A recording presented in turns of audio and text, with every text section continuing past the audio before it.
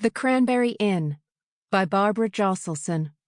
Read by Jennifer Woodward for SAGA Egmont. 1.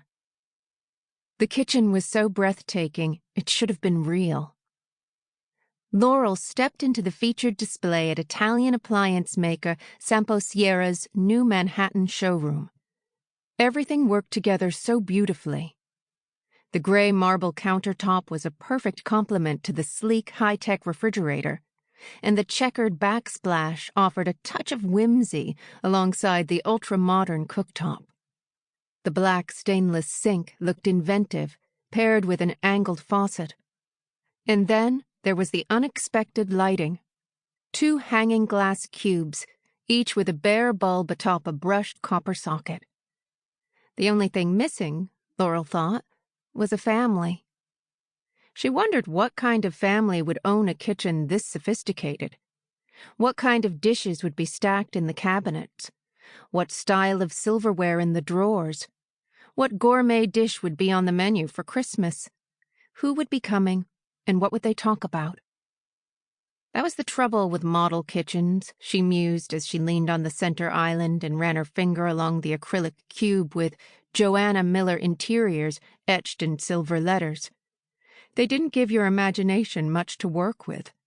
They didn't tell enough of a story. Of course, she could never tell Joanna, her boss, that this was how she felt.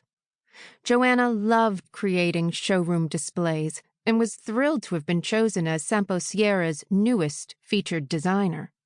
She'd positively glowed a few minutes ago as she described her choices of colors and finishes to an audience of magazine editors, retail buyers, hosts of home-themed TV shows, and other design professionals, and then proceeded to the showroom lobby for a lavish Christmas-themed cocktail party in her honor. And Joanna had a right to be proud, Laurel thought. Many designers had vied to create this kitchen, which would appear in all Samposierra's ad campaigns and be celebrated in an upcoming issue of Elegant Kitchens magazine. You couldn't put a price on the publicity and prestige that came with such an honor, Joanna had said, nor on the avalanche of business that would surely follow. And it was the prospect of new clients that had perked up Laurel's ears.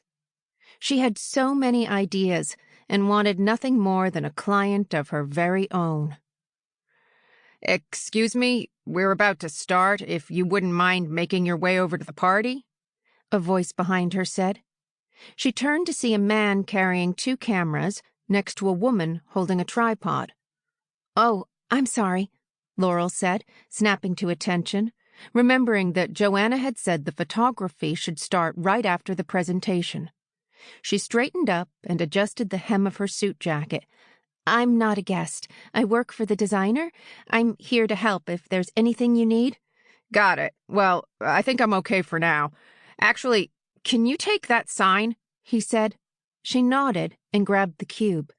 "Man, your boss sure knows how to style a kitchen," he added, glancing around. "This'll look great on the page." "I know. She's amazing," Laurel agreed, feeling a fresh surge of pride for her boss. "My name's Laurel. Just give a shout if you need me."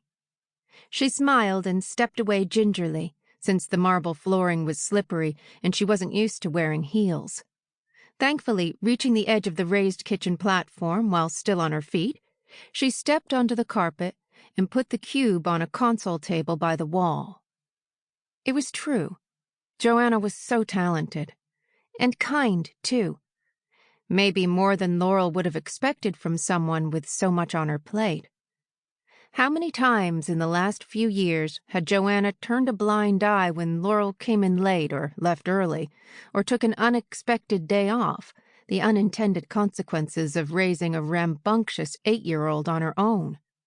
It wasn't easy balancing Simon's needs with a full-time job, and she sometimes dropped the ball, but Joanna never gave her a hard time. Of course, unlike Joanna's other 2 assistants, she had yet to be given any design work of her own. 6 years into her tenure, she was still mostly a glorified receptionist, fielding calls, greeting clients at the office, following up on orders, and Sample complete. Ready to continue?